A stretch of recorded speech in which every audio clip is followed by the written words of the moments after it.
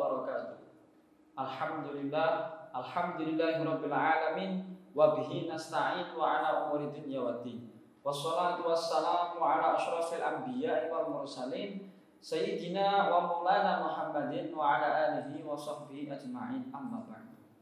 Pemirsa dimanapun Anda berada, marilah selalu kita senantiasa pertama-tama memanjatkan puji syukur kehadirat Allah Subhanahu wa taala yang telah memberikan banyak kenikmatan, dan alhamdulillah kita diberikan kenikmatan umur panjang sehingga kita bisa menjumpai tamu agung yaitu bulan Ramadan. Kemudian yang kedua kalinya ziyadah rahmat dan salam kita haturkan kepada junjungan kita Nabi besar Muhammad sallallahu alaihi wasallam, yang semoga dengan wasilah salawat dan salam tadi kita termasuk golongan umat beliau yang berhak mendapatkan syafaatnya, khususnya syafaatul uzma kelak di yaumil qiyamah. Amin Allahumma amin. Pemirsa dimanapun Anda berada, marilah kita semua di Ramadan tahun kali ini kita saling introspeksi diri. Bagaimana kualitas puasa kita di tahun kemarin. Kemudian kita tanamkan dalam hati kita rasa untuk meningkatkan kualitas puasa kita dibanding dengan puasa-puasa kita di tahun kemarin. Bagaimana caranya agar puasa kita di tahun ini lebih baik, lebih berkualitas dibandingkan tahun kemarin? Dengan cara kita menaikkan derajatnya orang yang berpuasa dari satu derajat yang awal ke derajat yang kedua, atau bahkan nanti sampai ke derajat yang ketiga. Al-Imam Al-Ghazali dalam kitabnya Ihya Ulumuddin, beliau menyampaikan ada 3 derajatnya orang yang berpuasa. Ada 3 kualitasnya orang yang berpuasa. Yang pertama, derajat yang pertama adalah shaumul umum, puasanya yang dilakukan oleh umumnya orang. Kemudian yang kedua adalah shaumul khusus, yaitu puasanya orang-orang yang soleh. Kemudian yang ketiga ini adalah puasa derajatnya yang paling tinggi, yaitu shaumul khususil khusus, yaitu puasanya para nabi, para siddiqin. Ini derajat yang paling tinggi. Kemudian Al-Imam Ghazali mendefinisikan yang pertama adalah shaumul umum, puasa yang dilakukan oleh umumnya orang. Bahkan mungkin termasuk kita dalam definisi yang pertama ini, yaitu kaful badni wal farji an qada'i syahwat. Jadi menahan perut, kemudian menahan farji dari hal-hal yang membatalkan puasa, dari syahwat, dari hal-hal yang membatalkan puasa secara fikih, menurut pandangan fikih. Kita tidak makan, kita tidak minum, tidak melakukan semua sesuatu yang membatalkan puasa di siang hari ketika kita berpuasa.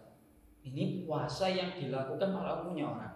Dan bahkan puasa yang pertama ini juga bahkan bisa dilakukan oleh sebagian hewan. Ya. Perlu kita perhatikan bersama. Contoh, ketika ayam yang sedang mengerami telurnya, dia beberapa hari tidak makan dan tidak minum. Kemudian ular ketika dia ingin mengganti kulitnya, itu dia berapa hari tidak makan. Dia buat cadangan makanan, dia makan yang banyak, kemudian dia berdiam diri. Ini bisa dilakukan oleh sebagian hewan. Kemudian ulat yang akan menjadi kepompong, dia juga berapa hari tidak makan. Bahkan dia mungkin bisa lebih unggul dibandingkan kita mengenai ketika kita berlomba-lomba untuk menahan makan dan menahan minum. Bahkan mungkin bisa lebih menang mereka. Ini derajat yang pertama. Yang umumnya orang berpuasa hanya sekedar menahan perut, kemudian menahan farji, menahan semua hal-hal yang bisa membatalkan puasa. Kemudian yang kedua adalah shaumul khusus. Ini adalah shaumus sholihin. Beliau Al-Imam Ghazali mengatakan bahwa ini adalah shaumus sholihin, puasanya orang-orang yang soleh, yaitu kafus sam'i wal basari wal lisan wal yad wal rijli anil atham.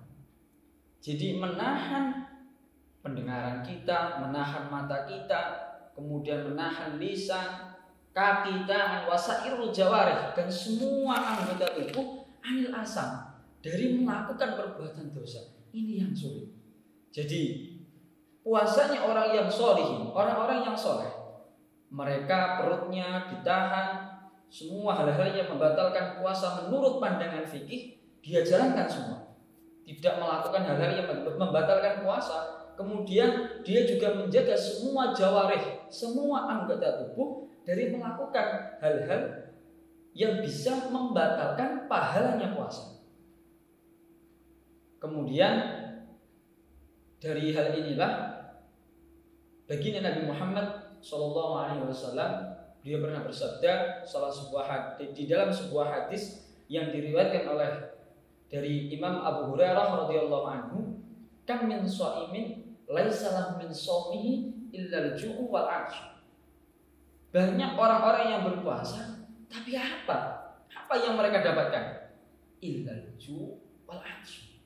Hanya lapar dan dahaga. Kemudian dalam kitab Ihya, hadis ini dikomentari oleh beberapa ulama. Yang pertama, wakila, para ulama berpendapat bahwa yang masuk dalam golongan ini adalah mereka orang-orang yang iftarnya dengan makan sesuatu yang haram. Jadi makanan yang ia makan ini memang haram. Kemudian yang kedua, makanan yang mereka makan adalah makanan yang halal. Akan tetapi dia berbuka dengan cara iftarnya makan ala luhumin nas. Dia memakan daging manusia. Dan ini yang ekstrim. Akan tetapi perlu kita pahami bahwa luhumin nas yang di sini adalah wahwa al-ghibah, yaitu dengan cara ghibah. Kita membicarakan keburukan orang lain. Ini. Kemudian yang ketiga, bahwa orang-orang yang masuk dalam golongan ini adalah tadi orang-orang yang tidak mampu menjaga jawarihnya, menjaga semua anggota tubuhnya dari melakukan hal-hal yang dapat membatalkan pahala puasa. Ini. Kemudian derajat yang terakhir menurut Al-Imam Ghazali yaitu derajatnya para nabi, para siddiqin. Puasanya para nabi dan puasanya para siddiqin, yaitu shaum khusus. Yaitu fasomul qalbi anil himami ad-daniyah wal afkar ad-dunyawiyah, yaitu membersihkan hati dari segala sesuatu yang terbesit dalam hati yang tidak diridhoi oleh Allah Subhanahu wa taala, kemudian dari hal-hal yang bersifat duniawi.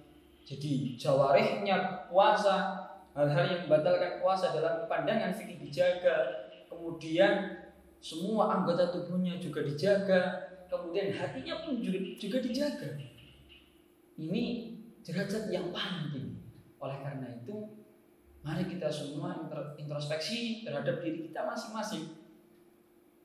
Kita berusaha untuk menaikkan kualitas puasa kita agar menjadi lebih baik.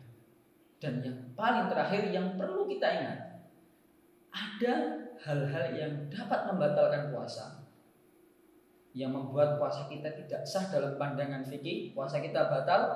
Kemudian yang kedua, ada hal-hal yang dapat membatalkan pahala puasa sehingga puasa kita sah menurut pandangan fikih, tapi tidak dapat apa-apa.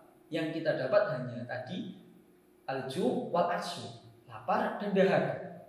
Ini yang perlu, dua hal ini perlu kita jaga bersama agar puasa kita dapat diterima oleh Allah Subhanahu wa taala.